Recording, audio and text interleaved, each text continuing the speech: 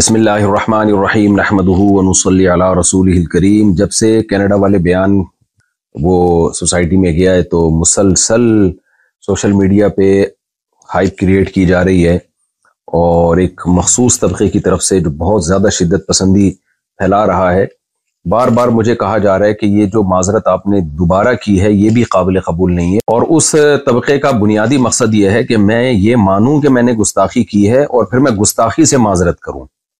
जो गलती मुझसे हुई है उस पे मैं बार बार माजरत कर चुका हूं, लेकिन वो तबका मुसलसल धमकियां दे रहा है। मेरे व्हाट्सएप पे कत्ल की धमकियां, गुस्ताख और जो फोहश गालियां दी जा रही हैं, सबके नंबर भी मैं सेव कर रहा हूं।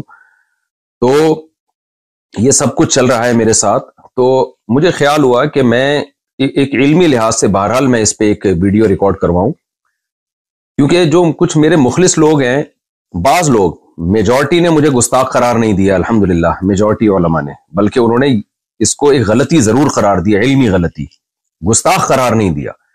लेकिन बाज हमारे ही बड़ों से, बाज हमारे ही लोगों ने भी इसको गुस्ताखी से ताबीर किया और फिर यह कहा कि मुफ्ती साहब ने जब गुस्ताखी से माजरत कर ली है तो अब उनकी जान छोड़ दो। तो इसको भी बाज शिद्दत पसंद लोग कह रहे हैं, देखो इनके अपने बड़े कह रहे हैं कि इन्होंने गुस्ताखी की है। इसलिए मुझे गुस्ताखी के लफ्ज को एक्सप्लेन करना बहुत मेरे लिए जरूरी हो गया है। वजह उसकी है कि जो मखसूस तबके के कुछ लोग हैं, जो उनके लीडर बहुत ज्यादा शिद्दत पसंदी फैला रहे हैं और अपनी आवाम को, जो आम लोग हैं ना, उनको बहुत ज्यादा उकसा रहे हैं मेरे कत्ल पे। खुली वीडियो में जब इतना उकसा रहे हैं, आप ये वीडियो क्लिप देख सकते हैं। और कराची का एक मौलवी नहीं और तारिक मजहूल मरदूद, एक बंदा भी गैरतमंद नहीं बैठा जेड़ा उठ के उन्हें सिर लावे। इस वजह तो ये बिल्कुल इस बारे कोई माफली नहीं, उस कुत्ते ने लगाम पाई जावे, वो कुत्ता भी नहीं बढ़ता। जब खुली वीडियो में इतना उकसा रहे हैं तो बंद कमरों में कितना उकसाते होंगे। और मेरे पास जो अलग से धमकियां आ रही हैं वो अलग हैं। लेकिन जो लीडर हजरात है ना, एक मखसूस तबके के, वो बार बार जो है ना, गुस्ताख की सजा सरतन से जुदा, नारे भी यही लग रहे हैं। सर सैयद थाने के बाहर, जो हमारा करीबी महल्ला है, उसमें जो थाना है उसके बाहर भी ये नारे लगाए गए हैं एक क्राउड की शक्ल में कि गुस्ताख की सजा सरतन से जुदा, नबी की एक सजा सरतन से जुदा, सरतन से जुदा। तो मैं इस गुस्ताख के लफ्ज को आज इल्मी अंदाज से एक्सप्लेन करूंगा, तहकीकी जवाब भी दूंगा, इल्जामी जवाब भी दूंगा कि अगर आप मुझ पे गुस्ताखी के फतवे लगाते हैं तो फिर आप इन लोगों पे भी गुस्ताखी के फतवे लगाएं, ताकि जो सादा लौह लोग हैं, जो वाकई नबी सल्लल्लाहु अलैहि वसल्लम से मोहब्बत करते हैं लेकिन वो गलत फहमी का शिकार हो गए, वो मुझसे बदगुमान हो गए कि मुफ्ती साहब ने वाकई गलत गुस्ताखी तो बहरहाल की है, बाज लोग ये कह रहे हैं। तो मैंने जो गलती की है उससे मैं रुजू कर चुका हूं, गुस्ताखी मैंने नहीं की है। तो अब मैं इस पे शुरू करता हूं। देखिए, मेरा जो बयान था, मैंने उसमें ये बात कही जो कि गलत अल्फाज थे। मैंने कहा कुरान में ग्रामर के लिहाज से ये गलत है, लेकिन इसको ठीक नहीं किया गया। ये कुरान का मैं मोजज़ा बयान कर रहा था कि जो ग्रामर के लिहाज से मिस्टेक हुई वो बाकी रखी गई। लेकिन बयान के दौरान ही मुझे ख्याल हुआ कि ये लफ्ज, जो ताबीर है, जो अल्फाज है, मेरे मुंह से गलत निकल गए। वजह उसकी यह है कि कुरान पहले है, ग्रामर के उसूल बाद में वजह किए गए हैं। ग्रामर कुरान को देख के लिखी गई है, ना कि कुरान ग्रामर का मोहताज है। ये एक ऐसी हकीकत है जिसको मैं अपने लेक्चरों में पहले बयान कर चुका हूं, कई बार बयान कर चुका हूं कि जबान ग्रामर की मोहताज नहीं होती, ग्रामर जबान की मोहताज होती है। मुझे बयान के दौरान ही अंदाजा हो गया कि ये अल्फाज मेरे जबान से गलत निकले, लिहाजा मैंने बयान में ही उसकी करेक्शन की कि अगर ज़ाहिरी लिहाज से इसमें कोई गलती लिखने में, ज़ाहिरी लिहाज से, वरना तो इसमें बड़ी हिकमत है, ग्रामर की एक मिस्टेक, अगर ज़ाहिरी लिहाज से मैं मिस्टेक कह रहा हूं कि, तो वो करेक्शन क्या थी जो मैंने चलाई भी है कि जाहिरी लिहाज से है, हकीकत में नहीं है, जाहिरी लिहाज से। जाहिर का मतलब ये कि हकीकत में कोई गलती नहीं है, देखने में ऐसा लगता है कि ग्रामर के कायदों के खिलाफ है। मेरा ख्याल यह था कि इससे लोग मुतमईन हो गए होंगे, लेकिन वो भी मेरी गलती थी। मुझे उसमें और अच्छी तरह से एक्सप्लेन भी करना चाहिए था और उसी बयान में मादरत कर लेनी चाहिए थी, वो भी मैंने नहीं की। ये भी एक जुर्म मेरा है, इसकी भी गलती का मैं एतराफ करता हूं। तो लेकिन मकसद यही था कि हकीकत में कोई गलती नहीं है। जाहिरी लिहाज से गलती का मतलब क्या था कि भाई कुरान में कुछ बातें ऐसी हैं जो आम नहवी कायदों के, जो कायदे बाद में इजाद किए गए हैं, उन नहीं।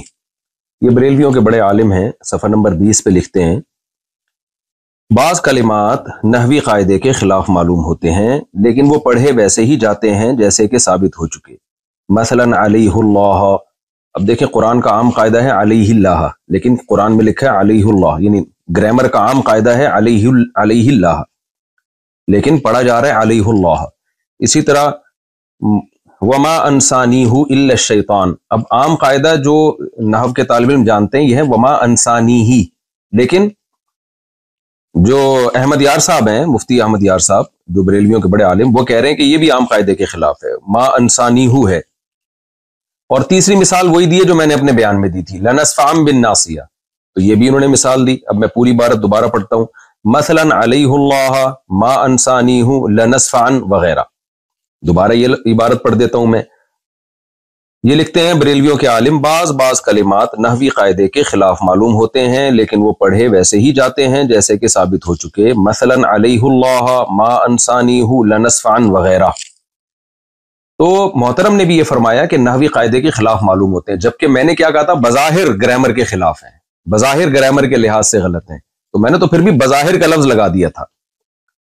تو میں پھر بھی مانتا ہوں کہ میری غلطی تھی، مجھے بہت اچھی طرح سے ایکسپلین کرنا چاہیے تھا اور اسی وقت اپنے الفاظ سے رجوع کر لینا چاہیے تھا، لیکن بعد میں نے رجوع ریکارڈ کروایا.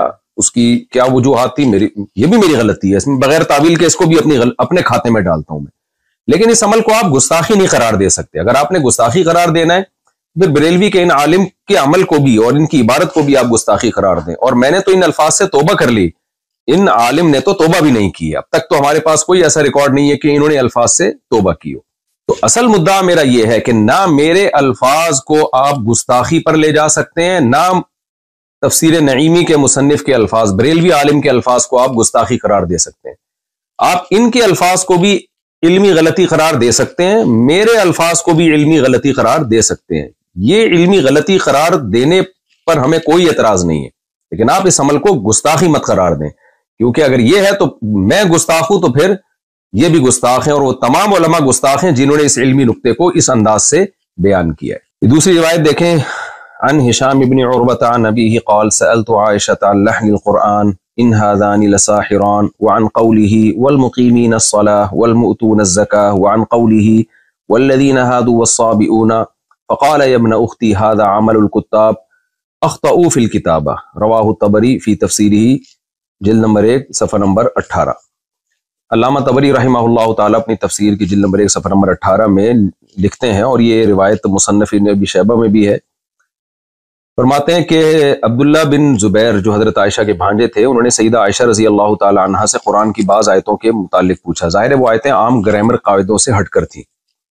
تو حضرت عائشہ رضی اللہ تعالی عنہا سے ان کی جب تفسیر پوچھی تو حضرت عائشہ نے فرمایا کہ یا ابن اختی، اے میرے بھانجے، ھذا عمل الکتاب اخطأوا فی الکتابہ، یہ کاتبوں کا عمل ہے جنہوں نے کتابت میں خطا کی ہے. تو یہاں بھی سیدہ عائشہ کا مطلب، خطا کا مطلب یہ نہیں ہے کہ سچی مچی میں غلطی کی ہے، وہ خطا یہ بیان کرنے کے لیے بتا رہی ہیں کہ یہ جو عام قاعدے جو گرامر کے اصول کیے گئے ہیں، یہ عام قاعدوں سے ہٹ کر انہوں نے اس کو لکھا ہے.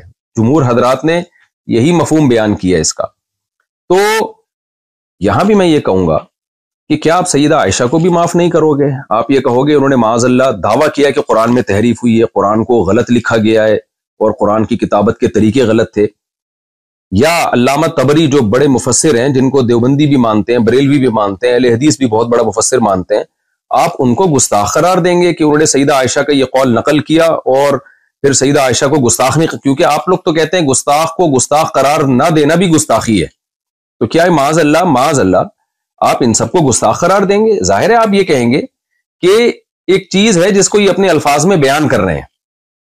اور پھر میں بار بار بتاؤں، یہ سب کا امت کا اتفاق ہے. میں مفسرین کے حوالے بھی دے سکتا ہوں اور میرے پرانے بیانات بھی مل جائیں گے اس پر، کہ گرامر قرآن کی محتاج ہے، قرآن گرامر کا محتاج نہیں ہے. اس زمانے میں عربی کے قواعد و ضوابط منضبط نہیں کیے گئے تھے، گرامر کو بعد میں وضع کیا گیا ہے.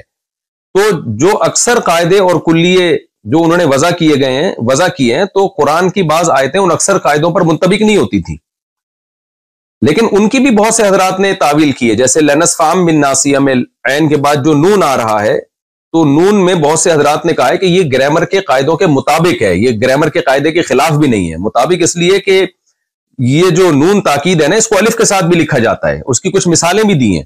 تو یہ دونوں اقوال علماء میں پہلے سے چل رہے ہیں. کسی نے کہا کہ بعد میں جو قواعد و ضوابط وضع کیے گئے، بہت ساری چیزیں اس قاعدے پہ منطبق نہیں بیٹھتی، تو کوئی بات نہیں، اس سے قرآن کا غلط ہونا ثابت نہیں ہوتا. وجہ اس کی گرامر تو بعد میں آئی ہے. اور بعض نے کہا نہیں بھائی، گرامر جو اس دور میں گرامر تھی، جو اصل ہے اس کے، اور اس کے پہ شواہد بھی پیش کیے، انہوں نے دلائل بھی پیش کیے کہ اس کے مطابق یہ گرامر کے بھی عین مطابق ہے. تو یہ شروع سے اختلاف چلا آ رہا ہے اور یہ سب کی تعبیرات ہیں. ابھی تو میرا مدعا صرف یہ ثابت کرنا ہے کہ اگر مجھ سے الفاظ میں غلطی ہوئی ہے اور آپ اس کو گستاخی قرار دے رہے ہیں جبکہ میں ان الفاظ سے غلطی سے بار بار رجوع بھی کر چکا ہوں، تو کیا آپ ان بڑے بڑے حضرات کو بھی معاذ اللہ نقل کفر گستاخ قرار دیں گے؟ تو ہمیں اس طرز عمل پہ غور کر لینا چاہیے. اب ہم آتے ہیں دوسرے مسئلے کی طرف، لفظ امی کی طرف. اس پر بھی مجھ پہ